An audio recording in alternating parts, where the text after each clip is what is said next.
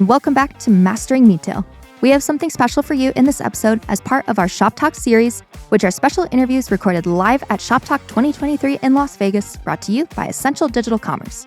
ShopTalk is one of the biggest shows in retail and e-commerce, showcasing innovation in the industry. I'm your host, Emma Irwin, and I am here with Mike Balabanov, VP of Agency Development at Criteo. Mike, how has your ShopTalk been so far? Busy. Yes. It's an incredible show. The amount of different vendors and solutions and retailers and brands and agencies. I think the show is really expanded from being just retail and shop to kind of everything in between that services our growing e-commerce industry and traditional retail industry as well. And then can you tell me a little bit about your role at Criteo? Sure. Well, first of all, thank you. It's really nice to be here, Emma. It's exciting to chat with you. So as you mentioned, I'm the VP of Agency Development. My role is to oversee all of our strategies as it comes to agencies, partnerships, as it comes to the retail media and performance marketing space. I've been at Criteo about a year and a half now. So Beautiful. And then can you tell me, why is Criteo at ShopTalk? Well, we really view ourselves as the leader in commerce media. So ShopTalk and commerce, shop kind of go well together. Criteo, the heart of what we do is a combination of both the leader in e-commerce marketing, so performance marketing for D2C brands, and also e-retail marketing, which is retail media, quotation marks. And really, we are in the center of both those trends and both of those client sets. So for us being here, we are meeting with agencies, with brands, with retailers, with partners to really be at the center of this commerce ecosystem and be at the heart of the connection between a retailer, a brand, an agency, and any of the other partners that might be around. Amazing. So we're talking today, we're going to cover a little bit about performance versus brand-driven commerce, how those tie into the evolution of the sponsored product over to open web campaigns, and then measuring all of the above. But I'd love to start with what I'm assuming is a hefty task of trying to think about media planning and, in your experience, talking performance versus brand-driven commerce. Can you help me understand what all of those words mean? Do we have 2 hours? No.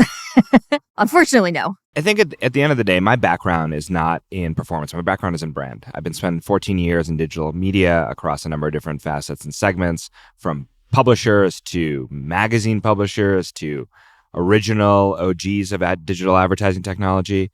And I think it's an interesting space where we're at today. At the end of the day, marketers are caring more and more about performance, and performance being better acquisition goals, selling more products, acquiring customers, retaining customers. And Criteo has been in the background of driving performance since its founding, right? Criteo's founding has been on performance.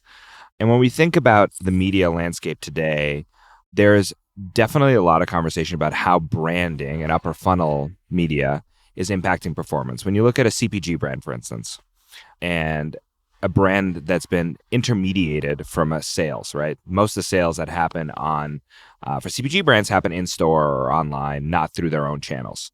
With retail media and what we're doing today, we are giving those brands an opportunity to really understand how their marketing is actually working to drive sales and drive performance. So while we are thinking about media from a CTV perspective, from an online video perspective, from a TV perspective, kind of any channel you can think about, our goal is to try to drive that back to a performance as much as possible, while a performance meaning a sale, whether that's meaning a new customer acquisition, or whether that's meaning a sale on their D2C property. So I think there's a convergence happening between everything in marketing needs to be about performance. And I think retail media, commerce media really drives to that heart of saying, how do I take all the media I'm doing today, right? And how do I actually tie that back to actual performance of sale? And I'd love for you to, we'll talk more about commerce media, but can you bring it back to like the sponsored product level? Because I think some people in a very elementary kind of mindset, retail media, you tie to the sponsored product. So can you tell me about that evolution? Absolutely. So sponsored products at the core of retail media today. If you look at every single retailer where they need to start, most of the time is going to be sponsored products. So sponsored products, just for everybody who's listening, is I'm on a retailer website. I'm on Target, who we power their sponsored product experience. I'm searching for a product set. I get a list of results back from the search, and you see a little box that says sponsored, right? Love it. Those are sponsored products that are based by brands purchasing media on retailer site to be able to get closer to a consumer. So sponsored products are great for both brands who are new to the space, who need to attract a new audience, so up-and-comers into spaces that might be tough for them to be in an organic environment, Or it could be for brands who really want to solidify their market position, really drive new consumers for different types of products. And it's really the cornerstone of every retail media program today. Obviously, most people would know this about Amazon. If you go on Amazon, you can probably find a organic listing as you search for. It's a good game. Yeah, it is. But retailers in general, I think that's a great place to start. Now, as you go forward, right, from a sponsored product perspective, that's where you go into more upper funnel and mid funnel activity to really drive consideration. But at the heart of everything we want to do is to make sure that when people drive back to retail, when they're searching for a product, that their ads are there to be there and not their competitors. The worst thing that could happen is a brand spending millions of dollars on upper funnel activity to drive to a retail, and then the consumer goes there, searches for their product, and boom, their competitor's there. Like that, at the end of the day, I think that is a very real possibility, and we want to make sure that that doesn't happen to any of the brands that we work with today. Amazing. And then can you tell me a little bit more about, I hear a lot and you see a lot about open web campaigns from Criteo. What does that mean? Is that the same as upper funnel advertising? What is the open web? It's a scary place. No, the open web is media that's being bought across the open ecosystem of the web. So that's all the websites that you visit, news websites, fashion websites, any site that you visit outside of retail is the open web aspect. So Criteo, from our standalone being an independent ad tech company, we believe in the power of the open web. We believe that most time is spent on the open web. And what we really want to do is take the activity that's currently being there, whether that's upper funnel activity or could be lower funnel, mid funnel activity, through a display, a video ad, an audio ad, wherever you might be, and really make sure that it drives back to the retailer and you can attribute the sale or attribute that ad exposure to how the brand is performing on that retail, whether it's a sale, new customer, or whatever it might be. And I think I'm pulling this from Criteo's website, everyone already knows that I love Criteo's website. That's a common theme of mastering retail. But something that really helped me understand was like this flow chart of the media ecosystem that had the media buyers, consumers, and marketers. Can you tell me a little bit about those three different entities, like what they're looking for and how they all work together? Yeah, at the end of the day, I think media buyers want an easy way to buy media across a number of different facets to be able to drive for their marketing goals, right? Consumers want an easy experience to find what they're looking for out in the ecosystem and to be broad inspiration of products and services that might be interesting to them. The third one? Consumers. Media buyers. Marketers. The most important one. That's what we're all talking to. On the marketer side, marketers really want to understand how best effectively to run their campaigns to be able to achieve their marketing goals, right? Especially at times when there's economic macro pressures and other issues that are happening in the marketing landscape. How do we make sure that they get the most results for the money that they have allocated to a specific channel or a specific place? Boom. Love it. Thank you for breaking that down for us. And then what I'd love to talk about next is upper funnel's a theme here.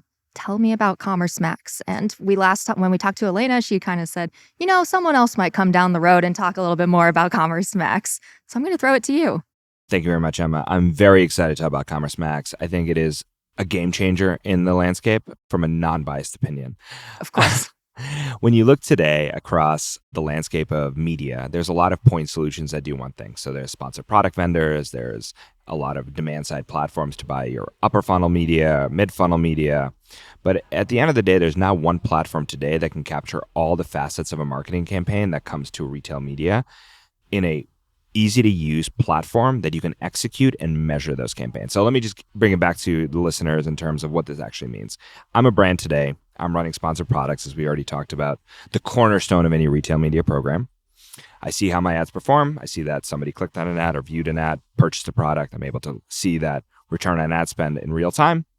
Today, if I'm with most retailers or most places, if I want to run a display campaign, I have to go to the retailer. I have to sign an insertion order.